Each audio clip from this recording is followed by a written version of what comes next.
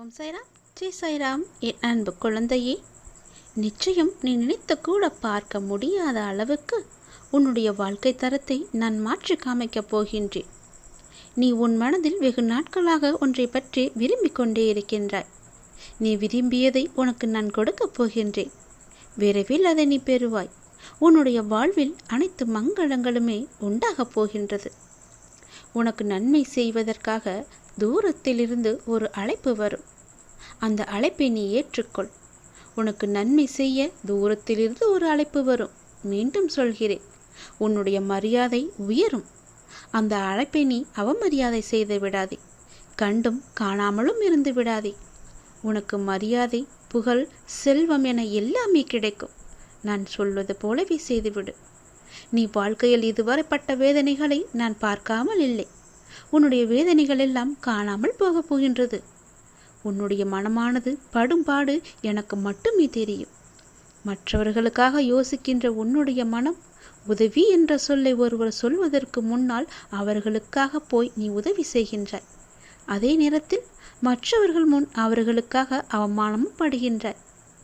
ஏன் இப்படி இருக்கின்றாய்? சுயநலத்திலும் ஒரு பொதுநலம் வேண்டும்தான். பொதுநலமாகவே இருக்காதே, கொஞ்சம் சுயநலமாகவும் இரு. உதவி என்று உன்னிடம் வந்தால் உன்னால் முடிந்த வரைக்கும் அவர்களுக்கு உதவி செய்.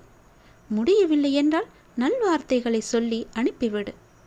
ஆனால் நீ உதவி செய்ய போய் மற்றவரிடம் உதவி கேட்டு நிற்கும் நிலைமைக்கு நீ வரக்கூடாது என்ற நோக்கத்தில்தான் நான் சொல்கிறேன். புரிகிறதா? என்ன செய்தாலும் உன் சக்திக்கு உட்பட்டு செய். யாரும் மனதையும் காயப்படுத்தக்கூடாது என்று நினைப்பது சரிதான். ஆனால் முதலில் ஒன்றை நீ புரிந்து கொள். உன்னுடைய மனதை நீ காயப்படுத்தாமல் அது திடமான மனநிலையில் பார்த்து கொண்டேயானால், அவர்கள் உன்னை காயப்படுத்தினால் அதை சாதாரணமாக எடுக்கும் மனநிலைக்கு நீ வந்துவிட்டால், அவர்கள் பேசும் எதுவுமே உன் மனதை அழுத்தாமல் இருக்கும். நான் சொல்வதை காது கொடுத்து கேள். உன்னுடைய நன்மைக்காக சொல்கிறேன். நீ உன் மனதை காயப்படுத்தாமல் பார்த்து கொண்டாயே என்றால், மற்றவர்கள் காயப்படும்படி எந்த வார்த்தையும் எந்த செய்கையும் உன்னிடம் இருந்து வராது. நீ என்னுடைய அன்பான பிள்ளை. உனக்கு நன்றாக தெரியும், வலி என்பது ஒன்றுதான். அது உனக்கு வந்தாலும் சரி, மற்றவர்களுக்கு வந்தாலும் சரி, எல்லோருக்குமே ஒரே வழிதான். வேறு எதை போட்டும் நீ குழப்பிக்கொள்ளாதே.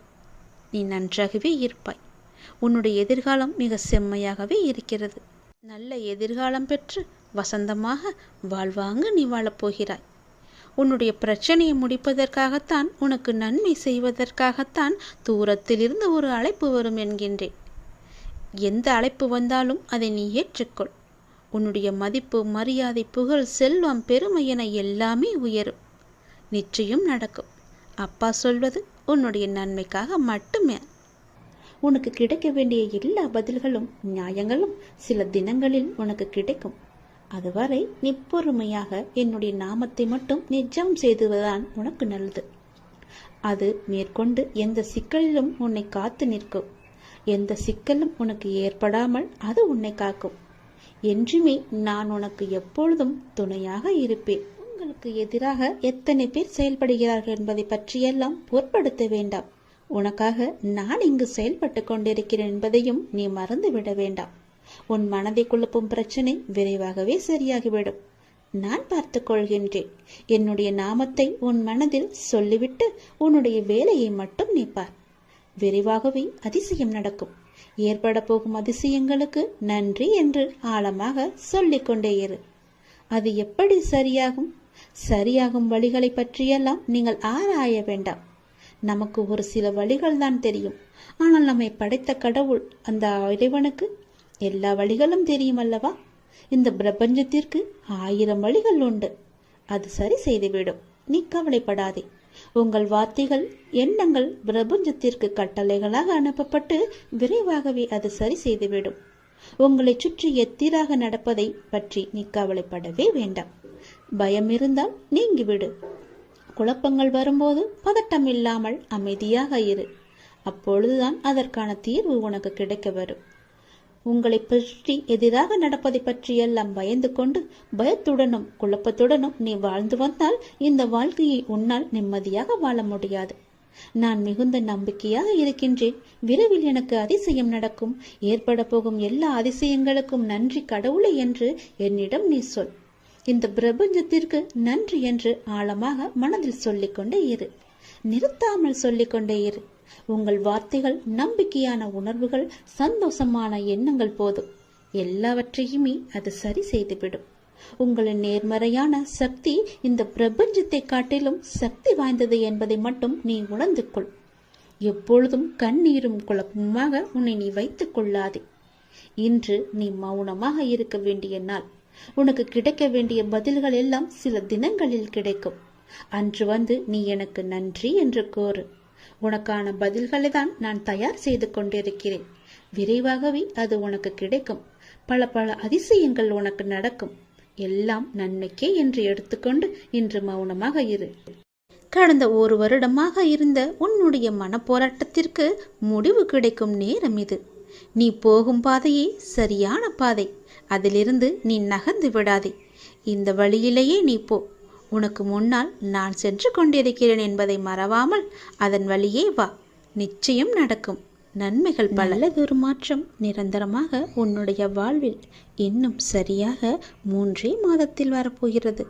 அந்த நல்லதொரு மாற்றம் நீ எதிர்பார்த்ததை விட பல மடங்கு உனக்கு சந்தோஷத்தை அள்ளி தரப்போகிறது. அல்ல குறையாத சந்தோஷம். அதை நீ அனுபவிக்கப் போகின்றாய். இது உன்னுடைய வாக்கு அல்ல, இது என்னுடைய சத்திய வாக்கு. உறவுகளில் உள்ள நிலையாமையை நீ புரிந்து கொண்டாய். உலக உண்மைகளை கொஞ்சம் கொஞ்சமாக நீ புரிந்து கொண்டாய். அடங்காத மனத்தினை என் நாமத்தால் அடங்க வைத்து நீ இப்போது பயின்று வந்து கொண்டிருக்கின்றாய். எப்போதும் நேர்மறையாக சிந்திக்க நீ பழகி கொண்டாய். இனி என்ன? ஏன் கவலை? இந்த வாழ்க்கையை கடப்பது உனக்கு எளிதாகவே இருக்கப் போகின்றது. இனி உனக்கு வழிகாட்டியாக நானே உன் கூடவே வரப்போகின்றேன். உன் கர்ம வினையை தீர்க்க வைத்து இந்த வாழ்வை நீ நிம்மதியோடு கடக்க நீ என்ன செய்ய வேண்டும் என்பதை அவ்வப்போது உனக்கு நான் குறித்து கொண்டே இருப்பேன். குறிப்பால் உணர்த்தி கொண்டே இருப்பேன். நீ தயங்காமல் முன்னேறு. நான் உன்னுடன் எப்போதுமே இருப்பேன். உனக்கு எல்லாவற்றையும் புரிய வைத்து உன்னுடைய வாழ்க்கையை செம்மையாக மாற்றி காமிக்கின்றேன். கடந்த 1 வருடமாக இருந்த உன்னுடைய ஒரு மனப்போராட்டத்திற்கு இப்போது முடிவு கிடைக்கும் நேரம். உன் மனம் 1 வருடமாக பட்ட பாடு எனக்கு தெரியாதா? எத்தனை அல்லல்கள் பட்டிருக்கிறது, எத்தனை துன்பங்களை சந்தித்திருக்கிறது, எத்தனை கஷ்டங்களை அது அனுபவித்திருக்கிறது. எல்லோற்றுக்கும் ஒரு முடிவு கட்டப் போகின்றேன். உன்னுடைய பொறுமைக்கு பலன் கிடைக்கும் நேரம் இது. நீ இதுவரை கடந்து வந்த பாதையில் நீ பட்ட கஷ்டங்களுக்கு ஒரு முடிவு காணப்பாய். யார் உன்னை கைவிட்டாலும் உன் நம்பிக்கை உன்னை கைவிடாமல் உன்னை இவ்வளவு தூரம் அழைத்து வந்திருக்கின்றது. நான் நம்பும் என்னுடைய அப்பா என்னை காப்பாற்றுவார் என்ற நம்பிக்கை உனக்குள்ளே ஆழமாக பதிந்திருக்கிறது. அதுவே உன்னை இத்தனை தூரம் பாதுகாப்பாக அழைத்து வந்திருக்கிறது தெரியுமா? அந்த நம்பிக்கையோடு சேர்ந்த நேர்மறை எண்ணங்களும் அது எல்லாமே கூடி உன் வாழ்வின் பொன்னான தருணங்களை அது உனக்கு உருவாக்கி தரப்போகிறது. மகிழ்ச்சியாகவே இரு. உன்னுடைய வாழ்க்கை சரியான திசையில் நகர ஆரம்பித்திருக்கிறது. அது சரியான வழியில்தான் போய்கொண்டிருக்கிறது. அதை மாயை என்ற வலையில் நீ சிக்கிக்கொண்டு மாற்றி போக நினைக்காதே. அது தவறாக விடும். நான் சொல்வதை கேள். உனக்கு நல்லது நடக்கப் போகிறது. எத்தனை வருடங்களாக நீ தவித்து கொண்டிருந்தாய். எவ்வளவு மனப்போராட்டங்களை எல்லாம் அனுபவித்து கொண்டிருந்தாய். சந்தோஷத்தையே நீ மறந்து விட்டாய். அவ்வளவு துன்பங்களை நீ அனுபவித்து விட்டாய் அல்லவா? அது எல்லாமே இப்போது முடியப் போகிறது. சந்தோஷமாக நீ உன் வாழ்க்கையை ஆரம்பிக்கப் போகிறாய். உனக்கு துணையாக உன்னுடைய அப்பா நான் இருக்கும்போது எதையும் கவலைப்படாதே. எதை பற்றியும் நீ சிந்திக்காதே. மகிழ்ச்சியாகவே இரு. நிறைய மகிழ்ச்சியான தருணங்கள் இனி ஒன்றின் பின் ஒன்றாக உன்னை நோக்கி வந்து கொண்டே இருக்கிறது. இதுதான் சரியான திசை. யார் எது சொன்னாலும் அதை காதில் வாங்காதே. அங்கு உன்னை பயமுறுத்துபவர்கள்தான் நிறைய பேர் இருப்பார்கள். அவற்றையெல்லாம் நீ காதில் வாங்காமல் நீ போகும் பாதையே சரியான பாதை என்று நகர்ந்து போய்கொண்டே இரு. இதற்காகவும் நீ அதிலிருந்து பின் வாங்கக்கூடாது. ஓம் நமச்சிவாய. திருச்சிற்றம்பலம். சிவாய நமக. சிவசிவாய நமக. உன் உள்ளத்தில் உள்ள ஆசையை என்னிடம் இப்போது சொல். நான் ததாஸ்து என்று ஆசீர்வதிக்கின்றேன். அந்த ததாஸ்து என்பது உன்னுடைய ஆசையை நிறைவேற்றும் மந்திர சொல். அப்படியே ஆகட்டும் என்று நான் அதற்கு ஆசீர்வாதம் தருகிறேன். என் மேல் நம்பிக்கை கொண்டு உன்னுடைய உள்ளத்து ஆசையை என்னிடம் சொல். என் அன்பு குழந்தையே, நீ எதற்குமே பதறக்கூடாது. ஏதும் சிதற விடாமல் காக்க என் நேரமும் உன்னையே நான் பார்த்து கொண்டு இருக்கிறேன் என்பதை நீ உணர்ந்து கொள். நீங்கள் அறிய வேண்டியது என்னவென்றால், என்னை நம்பி வந்த உன்னை நான் கீழே விழ அனுமதிக்க மாட்டேன் என்பதை நீ நம்ப வேண்டும். நீ என்னிடம் வந்து அமர்ந்தது எனது கண்களை உற்றுப்பார். அமர்ந்து என் கண்களை உற்று பார்த்தால்தான் நான் உனக்குள் இருப்பதை நீ உணர்வாய். என்னுள் உயிர் இருப்பதை நீ அறிவாய். உன் மனதின் கவலைகளை நான் அறிந்து வைத்திருக்கின்றேன். நீதான் என்னை அறிய மறுக்கின்றாய். எல்லா கவலைகளும் உன்னை விட்டு அகல நான் உனக்கு அருள் புரிகின்றேன். கவலையே படாதே. உன்னுடைய சிக்கல்களுக்கு சரியான தீர்வையும் நான் தருகின்றேன். நீ எதை பற்றியும் கவலைப்பட அவசியமும் இல்லை, தேவையும் இல்லை. எந்த விஷயத்தை பற்றியும் எவ்வித கஷ்டமும் உனக்கு கிடையாது. என்னுடைய மொழிகளில் முழுமையான நம்பிக்கை வைத்தால் உன்னுடைய சிக்கல்களான சந்தேகங்களை நான் தீர்த்து வைக்கிறேன். அதற்கு சரியான முடிவையும் நான் தருகிறேன். அப்பாவை தரிசனம் செய். உன்னுடைய அப்பாவாக நினைத்து என்னை நீ தரிசனம் செய். என்னுடைய பாதங்களில் நீ வந்தனம் செய். உம்முடைய உள்ளத்து ஆசையை என்னிடம் விளக்கமாகச் சொல். நான் உங்களை ஆசீர்வாதம் செய்கிறேன். நம்பிக்கையுடன் நான் உங்களுக்கு இருப்பேன் என்ற நம்பிக்கை உன் மனதில் இருந்தால் ததாஸ்து என்ற வார்த்தை என் நாவிலிருந்து வரும். அந்த ததாஸ்து என்பது அப்படியே ஆகட்டும் என்பதற்கான பொருள். என் மீதான நம்பிக்கையை வளர்த்து கொண்டு என் உள்ளத்து ஆசையை என்னிடம் வந்து சொல்லிவிடு.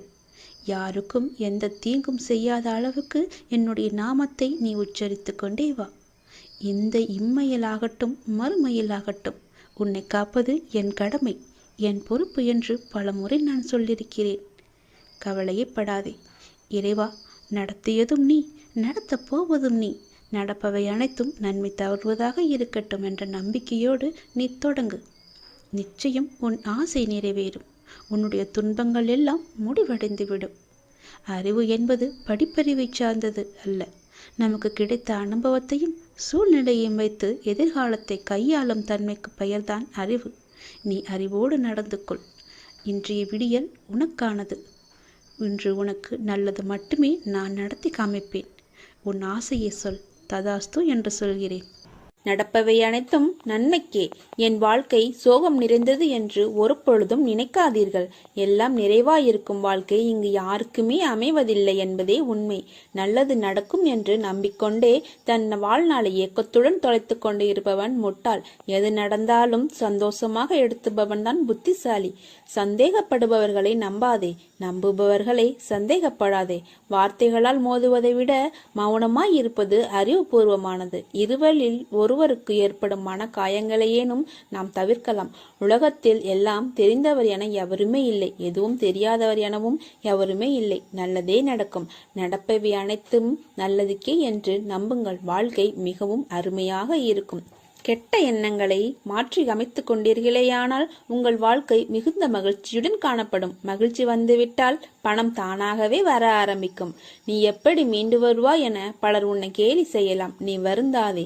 எல்லாம் பழையச்சோறு. நானோ உனக்கு புதியதாக சமைக்கப் போகிறேன். உன்னுடைய பசி யாரும்.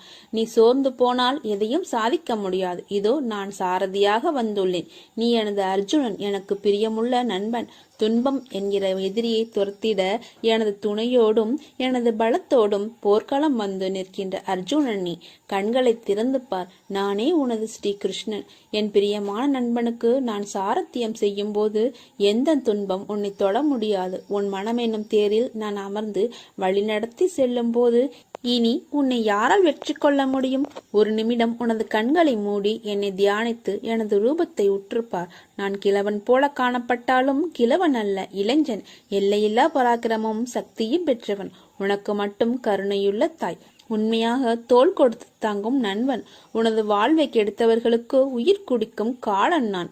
உன்னை நீ நினைத்து பார்க்க முடியாத அளவிற்கு உயர்த்தப் போகிறேன். நம்பிக்கையோடு காத்திரு. பொறுமையாக இரு. நான் இருக்கிற நிழலாக நீ செல்லும் இடமெல்லாம் உன்னையே நீ ஏன் கேள்வி கொள்ளாமல் மற்றவர்களிடம் உன் பதிலை தேடி அலைகிறாய்? உனக்குள் தானே நான் இருக்கிறேன். உனக்கான பதிலை நான் கூற மாட்டேனா? இன்று உனக்கு ஒரு கனி கிடைத்தது அல்லவா? அதற்கான அர்த்தம் உன்னுடைய அன்பு என்பது அளவு கொள்ளாத முடியாததாய் இருக்கிறது. நல்ல காலத்தில் என் குழந்தையான நீ உன் பிஞ்சு கால்களை வைத்து விட்டாய். அப்பா, நான் வளர்ந்த பிள்ளையா இருக்கிறேன், என் கால்களை பிஞ்சு கால்கள் என்று சொல்கிறீர்கள் என்று நினைக்கிறாய். இன்று உன் மனதில் என்ன எண்ணங்கள் தோன்றின என்று நினைத்துப்பார். உன் சாயப்பாவுக்கு நீ எப்போதும் பிறந்த பிஞ்சு குழந்தைதான். நீ உனக்கான அனைத்தும் செய்பவர் நானே. நீதான் பொறுப்பு என்று சொல்லிவிட்டாய். உன் முழு மனதோடு இந்த வார்த்தைக்காகத்தான் உன் சாயப்பா காத்து கொண்டிருந்தேன். இனிமேல் உன்னுடைய அனைத்து விஷயங்களுமே நான் செய்பவைதான். என்னை நம்பி முழுமையாக சரணடைந்து விட்டவர்களை நான் புறம் தள்ளுவது இல்லை. அவர்களுடைய அனைத்து விஷயங்களுக்கும் நான் பொறுப்பேற்கிறேன். அவர்களை காப்பதே என்னுடைய வேலை. அவர்களின் நன்மை தீமை கணக்கு பார்த்து காப்பாற்றும் தன்மையுள்ளவன் நான். மனதில் ஏதோ கோரிக்கைகளை வைத்துக்கொண்டு என்னை ஆராதிக்கிறாய். அந்த கோரிக்கைகளின் நன்மை தீமைகளை உனக்கு தெரியாது. நிறைவேற வேண்டும் என்ற ஆவல் மட்டுமே உன்னுடன் இருக்கிறது. உனக்கு நன்மை பயக்கும் கோரிக்கைகளை நான் நிறைவேற்றுவேன். மீண்டும் முன்னில் மற்றொரு கோரிக்கை துளிர் விடுகிறது. அந்த கோரிக்கை நிறைவேறாத போது என் மேல் நம்பிக்கை குறைகிறது. சிறுவன் விளக்கை நோக்கி நகர்ந்து செல்கிறான் என்றால் அதை தொடர் நினைக்கிறான் என்று அர்த்தம். தாய் அந்த விஷயத்தை கவனித்து விளக்கை தூரமாக வைக்கிறாள். சிறுவன் அடம்பிடித்து கோபித்து அழுகிறான். அந்த அழுகை தாய்க்கு இனிமையாகவே இருக்கும். உனக்கு நிறைவேறாத கோரிக்கைகளை விஷயத்தை கூட நான் தாய் போன்றவனே. தாய் குழந்தையை அரவணைத்து ஸ்தனத்தை தருகிறாள். அவ்விதமாகவே நான் உன்னை நேசிக்கிறேன். எப்படி ஸ்தனங்களிலிருந்து பால் குழந்தையின் தொண்டையில் மிகவும் ரகசியமாக சப்தமில்லாமல் செல்கிறதோ, உன்னிடம் என் அன்பு கூட அப்படியே இருக்கும். எனக்கு கேட்கும்படி சப்தமாக நீ என்னை அழைக்கிறாய். நான் தெரியாமல் மிக ரகசியமாக உன்னிடம் வருகிறேன். ஒரு கணத்தில் உன் மனம் சபலமடைந்தால் நான் என்ன செய்ய முடியும்? குழந்தை மடி மீது இருந்தால் அல்லவா தாய் பாலூட்ட முடியும். பொறுமை மிகவும் தேவை. என் வார்த்தைகளின் மீது நம்பிக்கை வை. உனக்கு நான் இருக்கிறேன், என்றும் இருப்பேன். ஒவ்வொரு வியாழனும் நாம் காயத்ரி மந்திரத்தை தினமும் நாம் சொல்ல வேண்டும். வியாழன் குரு பகவானுக்கும் குபேர கடவுளுக்கும் மிக சிறந்த நாள். அன்று இந்த குபேர காயத்ரி மந்திரத்தை தினமும், அதாவது வியாழக்கிழமை தோறும் தினமும் மாலையில் இதை மறக்காமல் நீங்கள் செய்து வாருங்கள். உங்கள் வீட்டில் நிறை செல்வம் நீங்காது இருக்கும்.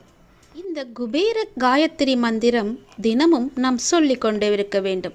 தினமும் என்றால் வியாழக்கிழமை தோறும். வியாழக்கிழமை மாலையில் மறக்காமல் இந்த விளக்கேற்றுங்கள். நீங்கள் வீடு நிறைய செல்வம் சேரும். குபேரன் காயத்ரி மந்திரம். குபேர தீபத்தை குபேரன் காயத்ரி மந்திரம் என்று சொல்லிக்கொண்டே நாம் ஏற்றலாம். ஓம் யக்ஷராய வித்மகே வைஷ்ரவனாய தீமகி தன்னோ குபேர பிரசோதயாத். ஓம் யக்ஷராஜாய வித்மகே வைஷ்ரவனாய தீமகி தன்னோ குபேர பிரசோதயாத். ஓம் யக்ஷராஜாய வித்மகே வைஷ்ரவனாய தீமகி தன்னோ குபேர பிரசோதயாத். இதே போல தினமும் வியாழக்கிழமை தோறும் மாலை 6 மணிக்கு உங்கள் வீட்டில் குபேர தீபத்தை ஏற்றிவிட்டு இந்த மந்திரத்தை நீங்கள் சொல்லி பாருங்கள். குபேர விளக்கை ஏற்ற சரியான தினமாக வியாழக்கிழமை பார்க்கப்படுகிறது. அன்று மாலை 5 மணி முதல் இரவு 8 மணிக்குள் இந்த குபேர விளக்கை ஏற்றி பூஜை செய்வது மிகவுமே உத்தமம். தொடர்ந்து குபேர விளக்கு ஏற்றி வழிபட்டு வர குடும்பத்தில் இருந்த துன்பங்கள், கடன் பிரச்சனைகள், சங்கடங்கள் அனைத்தும் நீங்கி உங்களுக்கு நல்வாழ்வு கிடைக்கும். செல்வம் பல மடங்கு பெருகவும், நமக்கு தேவையான செல்வத்தை சம்பாதிக்கவும், நாம் சேமித்து வைத்துள்ள செல்வத்தை பாதுகாக்கவும், எப்போதும் நம் வீட்டில் செல்வம் நிலைத்திருக்கவும், நமது வீட்டிற்கு எப்போதும் செல்வத்தை ஈர்க்கும் சக்தி கிடைப்பதற்கும் நாம் முழு மனதுடன் செய்ய வேண்டிய ஒரு விசேஷ விளக்கு பூஜை இது. செல்வம் பல மடங்காக பெருகுவதற்கு எளிமையான பரிகாரங்கள் இருக்கின்றன. நாம் சம்பாதிப்பதில் ஒரு தொகையை சேர்த்து அதனை அன்னதானத்திற்கு செலவிட அதனை போல் 5 மடங்கு நம்மிடம் வந்து சேரும். கோவிலில் லட்சுமி மீது வைத்த தாமரை மலரை கொண்டு வந்து பச்சை பாட்டில் வைத்து மடித்து பணப்பெட்டியில் வைக்க பணம் சேரும். செல்வத்திற்கு உரியவள் மகாலட்சுமி. வெள்ளிக்கிழமை வழிபடவும் 24 வெள்ளிக்கிழமை வழிபட்டால் பணம் கிடைக்கும். குபேரனை வழிபட பணம் தடையின்றி, தங்கு தடையின்றி நமக்கு கிடைக்கும். அந்த குபேரனின் அருள் நமக்கு நிச்சயம் கிடைக்கும். செல்வ செழிப்பான கடவுள் குபேர கடவுள். அவர் மற்ற கடவுள்களின் செல்வங்களை எல்லாம் பாதுகாத்து இரட்டிப்பாக பெருக்கிக் கொடுப்பார். குபேர கடவுளிடம் மட்டுமே செல்வம் குறையாது பெருகி கொண்டே இருக்கும். இவ்வாறு நம்மிடமும் செல்வம் பெருகி கொண்டே இருக்கவும், நம்மிடம் இருக்கும் செல்வத்தை குபேர கடவுள் பாதுகாத்து அதனை பல மடங்காக பெருக்கி கொடுக்கவும் நாம் குபேரருக்கு செய்ய வேண்டிய ஒரு உகந்த வழிபாடுதான் லட்சுமி குபேர விளக்கு பூஜை வழிபாடு. வியாழன் வெள்ளிக்கிழமைகளில் இந்த விளக்கினை ஏற்றி நீங்கள் வழிபடலாம். குபேர விளக்கு செல்வத்தின் அதிபதியாக குபேரர் விளங்குகிறார். அவரை நாம் வணங்கி வர அவரின் அருள் கிடைத்து வாழ்வில் வளம் பெறலாம். அவரின் அருள் பெற குபேரர் விளக்கில் தீபம் ஏற்றி நாம் வழிபடலாம். குபேர விளக்கை ஏற்ற சரியான தினமாக வியாழக்கிழமை பார்க்கப்படுகின்றது. அன்று மாலை 5 மணி முதல் இரவு 8 மணிக்குள் இந்த குபேர விளக்கை ஏற்றி பூஜை செய்து இந்த மந்திரத்தை நீ சொல்லி வாருங்கள். வாரந்தோறும் இந்த விளக்கை ஏற்றி தினமும் சொல்லி வாருங்கள். விளக்கு ஏற்றும் நேரம் குபேரருக்கு விருப்பமான வியாழக்கிழமை தினத்தில் காலையில் வீட்டை சுத்தம் செய்ய வேண்டும். அன்று மாலை வீட்டின் வாசலில் செம்மண் பட்டை இட்டு அலங்காரம் செய்ய வேண்டும். அதன் மீது பச்சரிசி மாவில் கோலம் போட வேண்டும். வாசல் நிலைப்படிக்கு சந்தனம் தெளித்து மஞ்சள் குங்குமம் வைக்க வேண்டும். அதன் பின்னர் கரும்புள்ளி இல்லாத ஒரு எலுமிச்சை பழத்தை எடுத்து அது 2ஆக வெட்டவும். ஒரு துண்டில் மஞ்சளும் மற்றொரு துண்டில் குங்குமமும் தடவி நிலைப்படிக்கு இருபுறமும் ஒவ்வொன்றை வைக்கவும். அதன் பின்பு நிலைப்படியின் இரு பக்கமும் மலர்களை வைக்கவும். 5 ரூபாய் நாணயம். முதலில் குபேர விளக்கிற்கு குபேர விளக்கு வைக்கும் மனை அல்லது தட்டிற்கு ஒற்றைப்படையில் மஞ்சள் குங்குமம் பொட்டு வைக்க வேண்டும். பிறகு குபேர விளக்கு வைக்கும் தட்டில் சிறிதளவு பச்சரிசியை வைக்க வேண்டும்.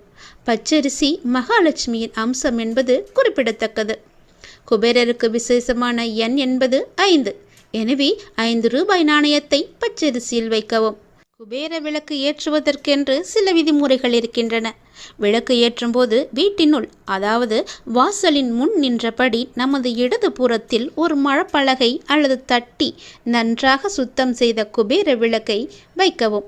அதற்கு மஞ்சள் குங்குமம் வைக்கவும்.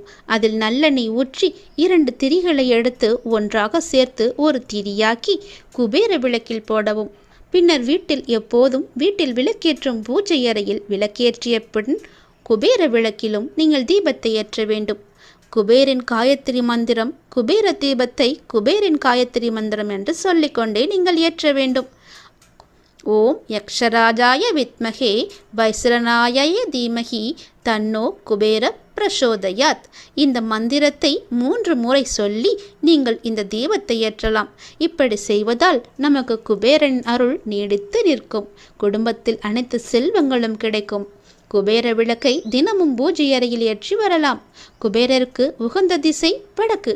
ஆகையால் பூஜை அறையில் வடக்கு திசை நோக்கி இதை ஏற்ற வேண்டும். வடக்கு திசை நோக்கியவாறே குபேரர் பொம்மையும் இருக்க வேண்டும். நெய் தீபம். குபேர விளக்கில் நெய் அல்லது நல்லெண்ணெய் சேர்த்து குபேர திரியினால், அதாவது குபேரருக்கு உகந்த நிறம் பச்சை, அதனால் பச்சை நிறத்தில் உள்ள திரியால் குபேர விளக்கு ஏற்றினால் மிகவுமே சிறந்த பயனளிக்கும். பச்சை நிற திரி இல்லையெனில் பஞ்சு திரி வைத்தும் விளக்கு ஏற்றலாம். குபேர விளக்கில் 5 கற்கண்டு சேர்க்க வேண்டும். கற்கண்டு சேர்ப்பதனால் பண வரவு அதிகரிக்கும். விளக்கை சுற்றி வாசனை மலர்கள் வைக்க வேண்டும். குபேர விளக்கை ஏற்றிய பின் நாம் வீட்டின் நிலைவாசலில் இடதுபுறம் வடக்கு நோக்கி வைக்க வேண்டும். நிலைவாசலில் தீபம். ஸ்ரீ மகாலட்சுமி குபேராய நமக, ஸ்ரீ மகாலட்சுமி குபேராய நமக, ஸ்ரீ மகாலட்சுமி குபேராய நமக என்று சொல்லி ஏற்றுங்கள். குபேர விளக்கை நிலைவாசலில் ஏற்ற வேண்டுமென்றால் குபேரர் மற்ற கடவுளின் செல்வங்களுக்கு எல்லாம் பாதுகாவலர். அவரை வாசலில் வைத்து பூஜித்தால் நமது செல்வத்திற்கும் பாதுகாவலராக இருப்பார். விளக்கை ஏற்றும் போது குபேர மந்திரத்தை மனதில் உச்சரித்து கொண்டு ஏற்றினால் மிகவுமே நல்லது.